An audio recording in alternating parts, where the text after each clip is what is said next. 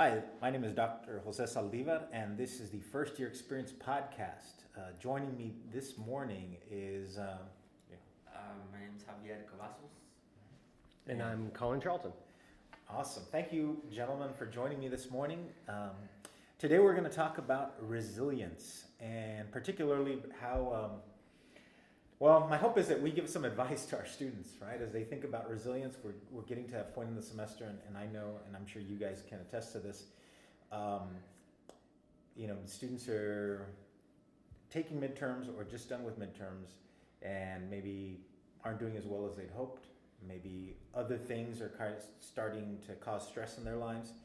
And so what kinds of pieces of advice can we give our students as they head into the home stretch of the semester?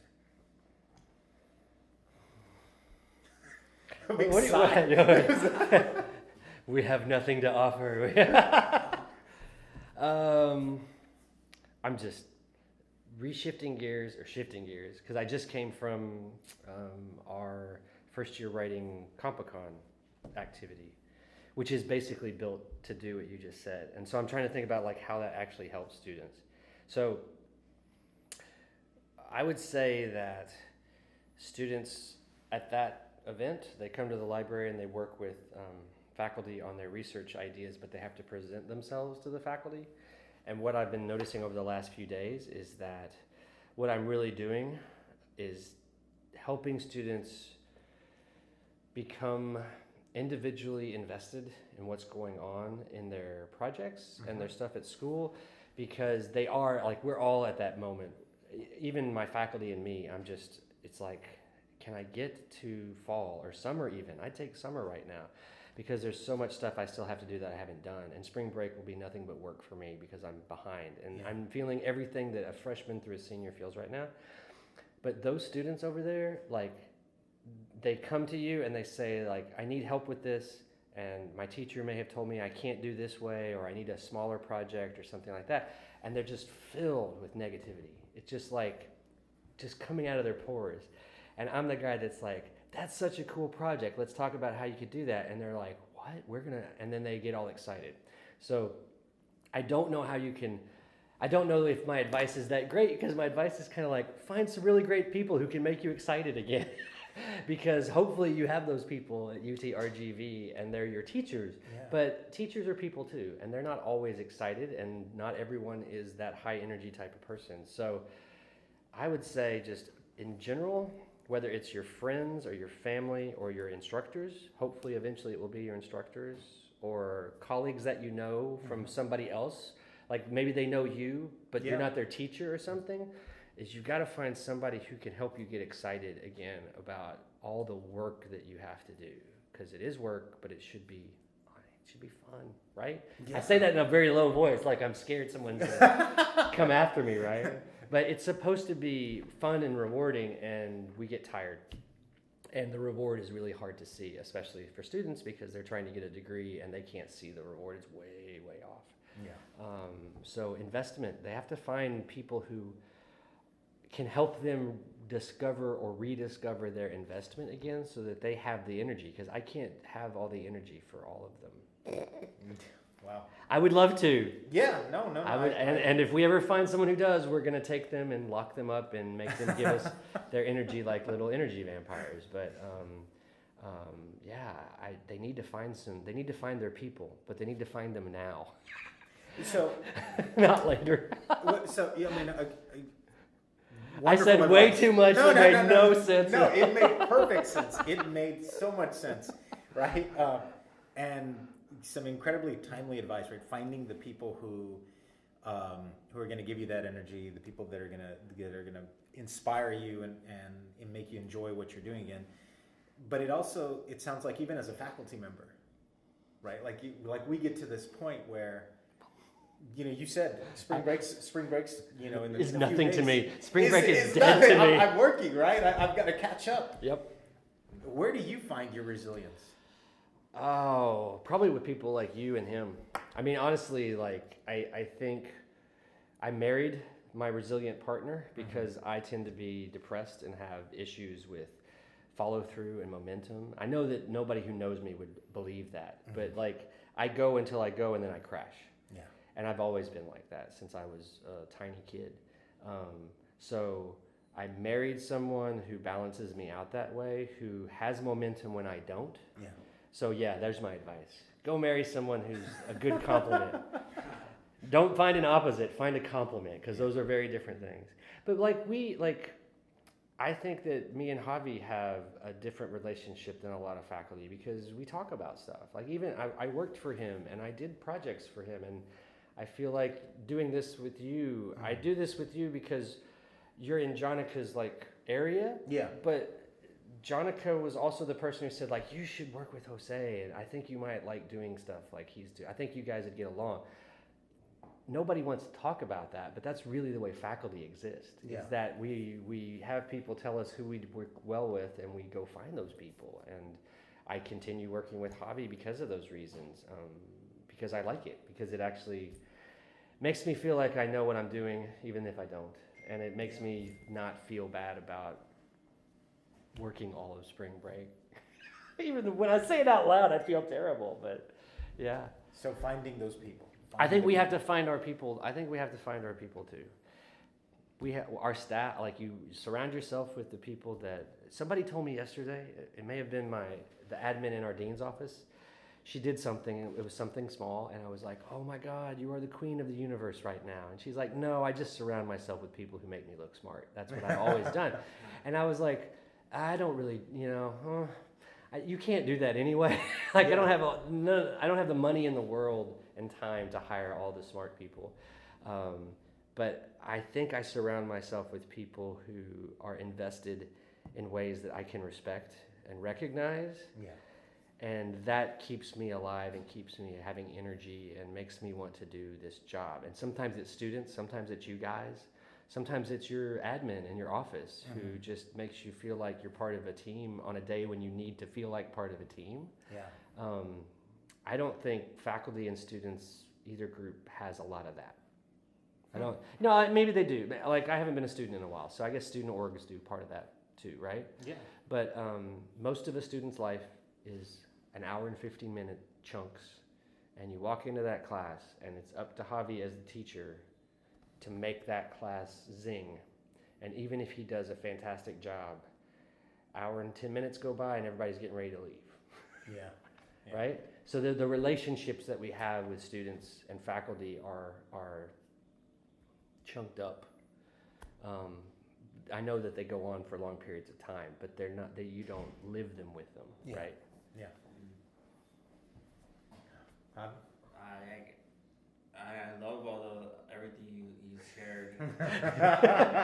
Did it make you feel like there's light at the end of the tunnel and that you're resilient? Did it just make you go? It helps me see that we're not alone. I know when I was a student, I thought faculty were perfect, healthy, but I think like you said, we struggle too. Yeah.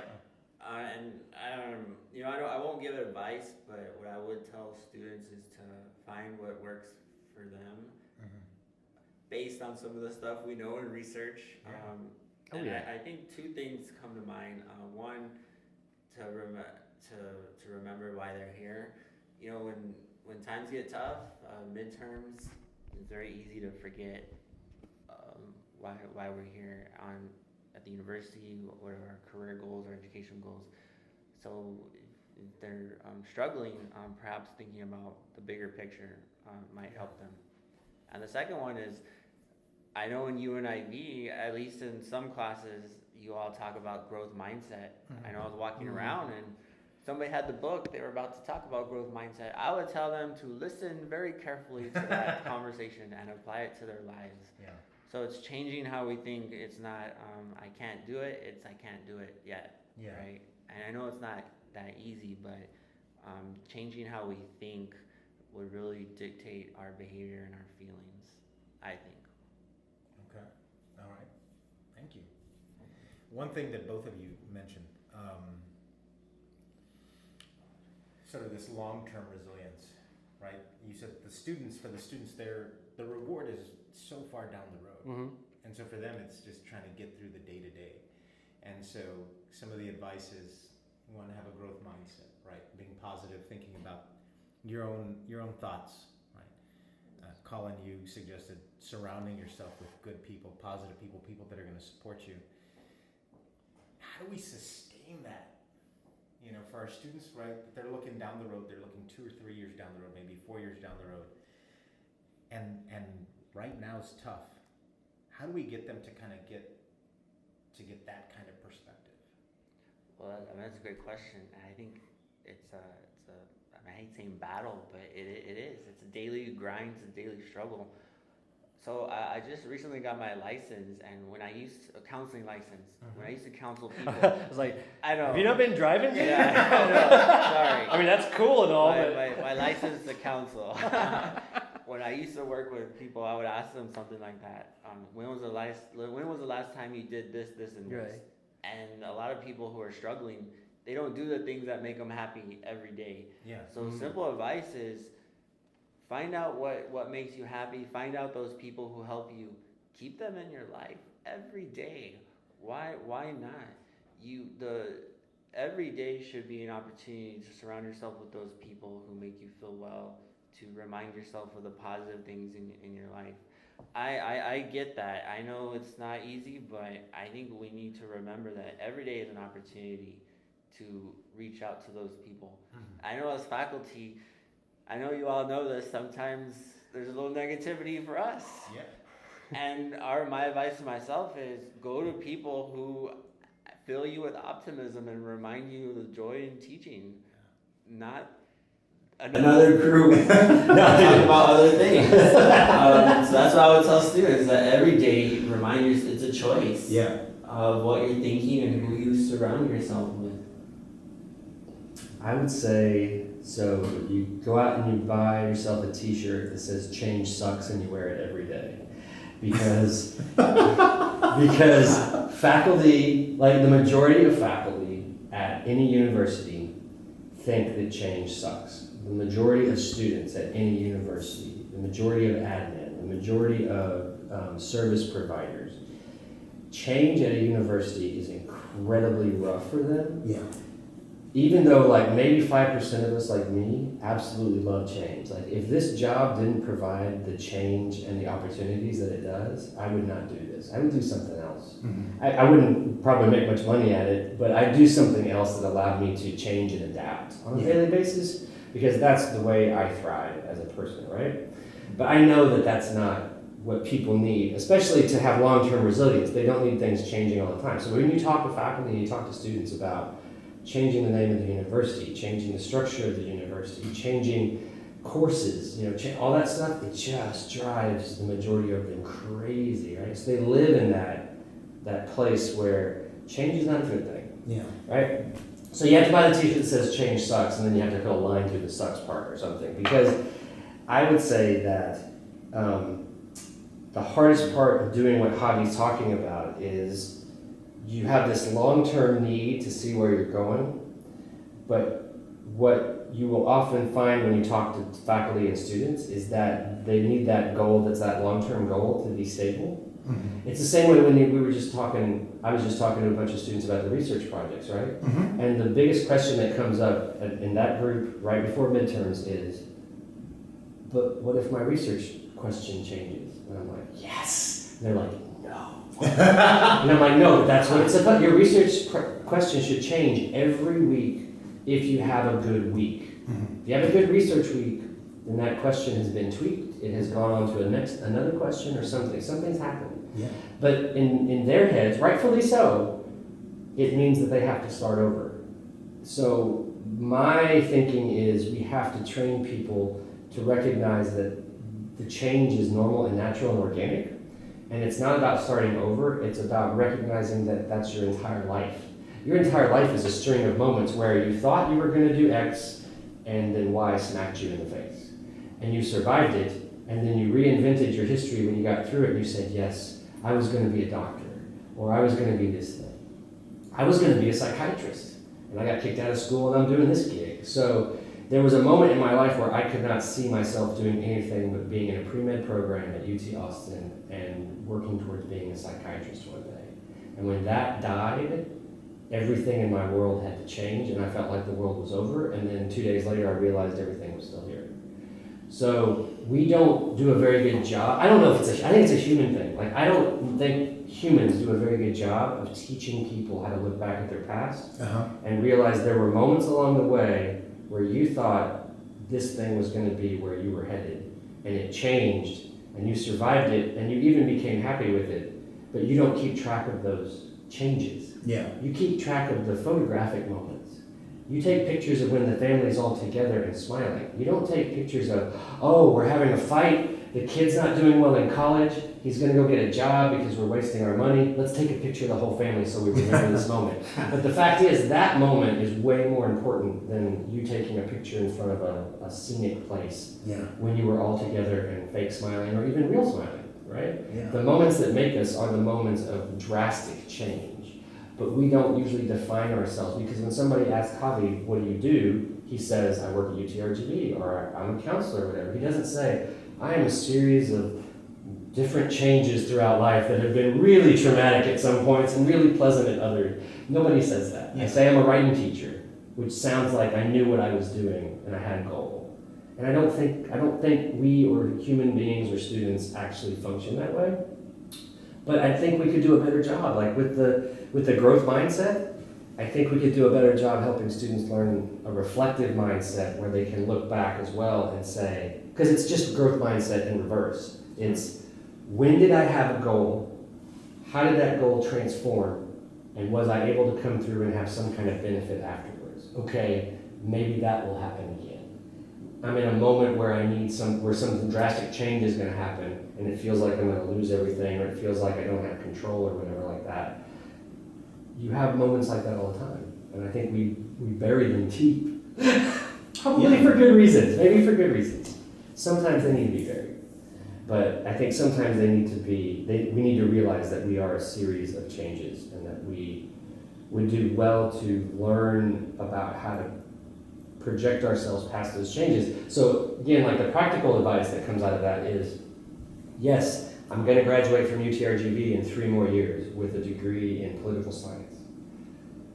But other things are going to happen, and that may change, and that's okay. It's okay to have a goal and be invested in it, and know that that goal can change drastically, and you will still survive. So I don't think we do a very good job of teaching students how to deal with and function and live through survival as a normal thing. Yeah. You know what I mean? Like, we spend a lot of money in advising, making sure students make the right choices early to try to prevent change. I'm not saying change is great in advising, but you change your major 12 times. Maybe you're not just shopping around. But changing it a few times, or changing parts of it, or changing it strategically, that should happen, right? But we spend an awful lot of time giving students the language of can't, because we want to try to prevent things from happening that we know are bad, instead of teaching them how to survive things that are going to happen that are not so great. You're probably way more, as a counselor, as someone with that background, you're way more attuned to how to help students do that. I'm just a writing teacher trying to help people when they need help, and that's it. But you have ideas about what students need to do and think and be in order to achieve that kind of stuff. So is thinking about ourselves as agents of change, as opposed to thinking about ourselves as having a single goal, is that even healthy, or is it? Oh, absolutely. Everything you said is aligned with counseling, and it makes sense why you wanted to go into psychiatry, because you have you have an understanding of the human condition, what is effective. Yeah, I would agree with all that. I love that. I wish more of us in our roles as teachers thought that way, because I know a lot of faculty or teachers don't see that as anywhere near our role, or don't know how to help. Well, yeah, they may not know how to help either. But even just being aware of the importance of that is very important. I love what you said of helping people reflect and how they think about change. Because you're right, a lot of people do see change as bad, but change can be healthy and change can be good. It's not bad, it's just different. It's just changing how you think. I don't think we do. You guys in UNIV have a way better ability to do it, right? Like, you have the ability to preach difference. Well, I mean, Yeah, no, I if think you're talking about learning strategies, like I can talk about writing, you can talk about education as our disciplines, but you guys can talk about the role of difference as opposed to stability.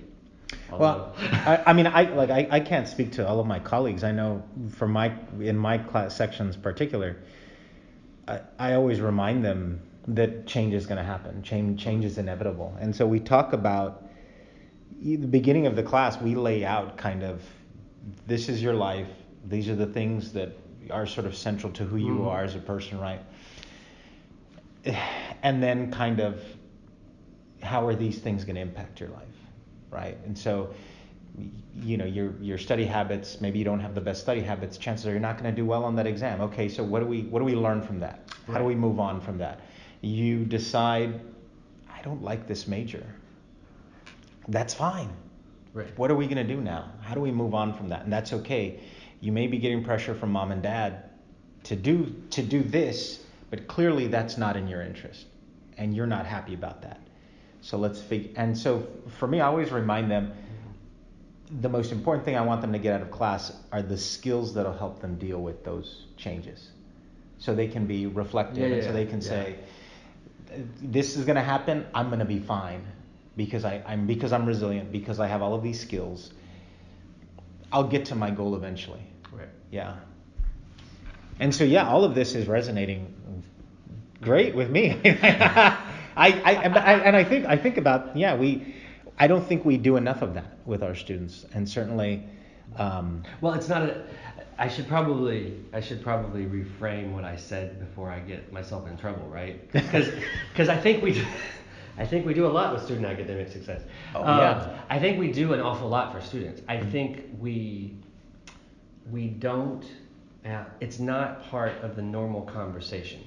Yeah. It's not part of the everyday conversation. So like when somebody asks me like, how do you know when you're doing a good job as a teacher? I always tell them, there was this one moment at where I got my PhD from, where I walked out of the building where I taught every day for 4 years, and students were talking about what we just talked about in class in a way that was like beyond the classroom. Mm-hmm. So it wasn't like they were having a moment where, they loved Colin or something. They had just read a really difficult article, they had been talking about writing stuff, and they couldn't contain the conversation, and it had jumped out into the world, right? They were talking about writing, and they didn't care who heard. It was just a normal part of every day, Yeah. Instead of talking about where they were going to eat lunch, they were talking about writing, and I was like, whoa, that's awesome, because that just means I don't have to do my job anymore. It means that I've done my job. It means that I fulfilled something. Like, they're talking about this stuff, and they're taking it as a normal, everyday, regular thing they talk about, like study strategies, or like emotional and mental well-being, or any of that stuff, right? So I think we don't do enough. We haven't figured out a way to make it part of the normal conversation. The part of the normal conversation is progress to degree, financial aid, all of these support mechanisms, but those in themselves aren't inherently about being a successful student. They are things that support success, but they aren't things that make talking, like nobody talks about financial aid as a normal everyday thing. Yeah. But if you're in a culture where 95% of your students are on financial aid, it should be It should be like, I don't understand this thing with financial aid. I wonder what I did wrong. Well, let's talk about it. Yeah. Mm-hmm. Oh, dude, that guy over there knows it. Or my friend in my other class just went through that. But no, when I hear conversations about financial aid, they're all on the down low. Yeah.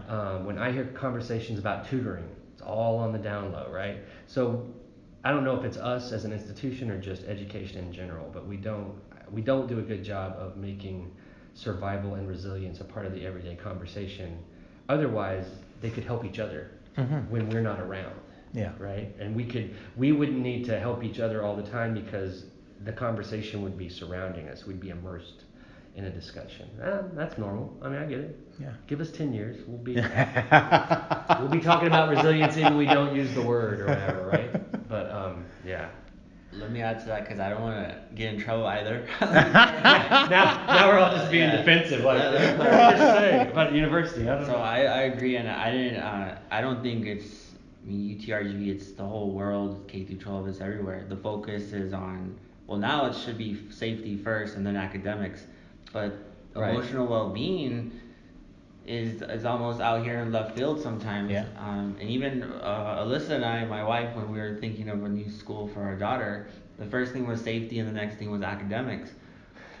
What if we reframe that and put growth mindset or learning right there with it? Not Right. just academics, but emotional stuff. So I don't think it's just UTRGV, but I think my hope is one day. I know we were in that University of Penn resilience training. I don't know if you were I didn't in do it, it. but we were there. I would love to see some of those exercises totally. embedded in normal conversation. It can be at the end of every class, 1 minute. What are you grateful for? Mm-hmm. Tonight, go hunt the good stuff, the positive in your Right. life. That would be so cool if that was embedded in normal conversation. But like Colin said, maybe in a couple years, I think he said 10, right? Yeah. I used to say 5, and then I used to say 2 a long time ago, and now I'm like 10. I'm getting to be an old man, like, in 10 years, we'll make all these changes. So students, don't listen to that part. That last part. We really are more hopeful. So I kind of want to bring this to a close. So, I think we've touched on a number of different things, right? We touched on a couple of things for advice for our students, right? We've talked about how maybe institutionally, and maybe it's part of every institution, right? That we don't talk about it, that we don't talk about these things enough. But if you're going to you've got one class today, and you're going to give that class a piece of advice, just to get through the rest of the semester, have a good semester. What are you telling them? Yeah, I'm glad you asked that. And I wouldn't just tell them. I would tell them that I'm telling this to I'm doing this myself too. I would tell them, I don't care how much work you have right now, family. You need to do something to rejuvenate yourself. And I'll tell them an example. I'll joke aside. Next week, just like you all have a lot of work, but next week the college basketball tournament starts, right? March Madness. I don't care how much work I have. I am going to allocate time to watch those games because that brings me rejuvenation. And the point of that is when I rejuvenate, I'll have more motivation to do the other stuff. So I would tell them, I don't care if it's 1 minute, 5 minutes, whatever, do something that rejuvenates you, whatever that is. Well, I shouldn't say whatever. It should be legal, right? Yeah. And moderation. And hopefully good for them, right? Healthy, right? Yeah. I would probably start with that. That's what I would tell them. Rejuvenate. Okay. Colin? I would, other than the Change Sucks t-shirt, I hope somebody makes one and gives it to me in the mailbox. I would tell them don't wait. Just as a nutshell, don't wait. If something's bothering you, if something is blocking you, if you've got an issue in your class, then you feel like you're not learning.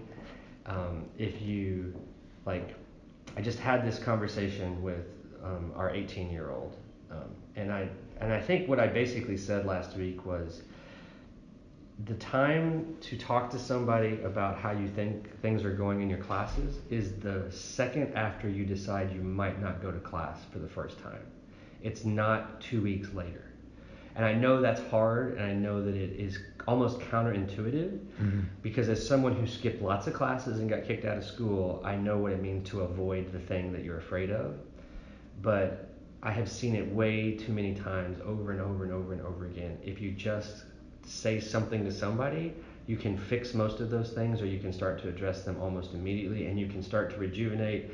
You will be more resilient if you do that. But if you have a habit of waiting because you'll have more time, or you'll have more energy, or you'll feel less shame, none of that ever happens. That never happens to anyone. What happens is it doesn't get taken care of. And so whatever is going on in your life, whether it's school related or family related, doesn't mean that I can help you. It doesn't mean like if you talk to me and Javi or you, that you necessarily solve the problem. It means that you put it out there and you've articulated it and you've made it real, and you're willing to admit that something could be done to make things better than they are. And those conversations need to happen with your friends, with your family, with your colleagues, with your coworkers, with your mentors, whoever you can. Just don't wait. If you feel like there's something that you need to figure out, we're at a learning institution. That's all we do is figure stuff out. There's the t-shirt. Yeah. Except it wouldn't say stuff. It'd say something else. But, FS, oh, whatever that is. But I think they need to jump on it. So they need to embrace they really need to embrace the rejuvenation and time off and decompression, but they also need to engage at a moment's notice so that they don't put things off. So they don't let things snowball, basically. Awesome.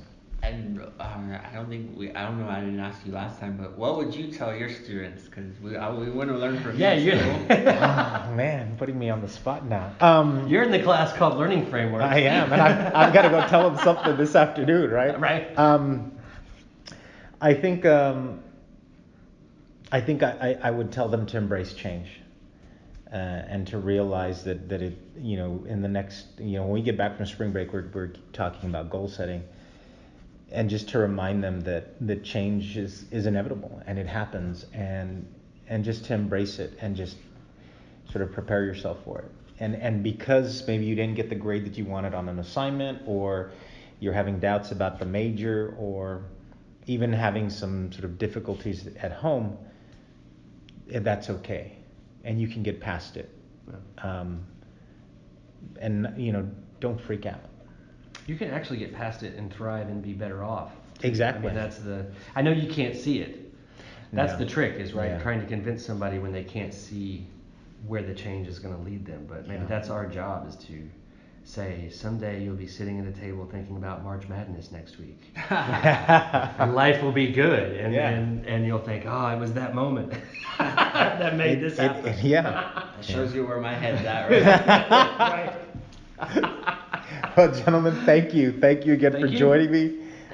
This concludes this episode of the First Year Experience Podcast. Please check us out on SoundCloud and iTunes, and we'll see you next time. All right. Take care, Bye-bye. everyone.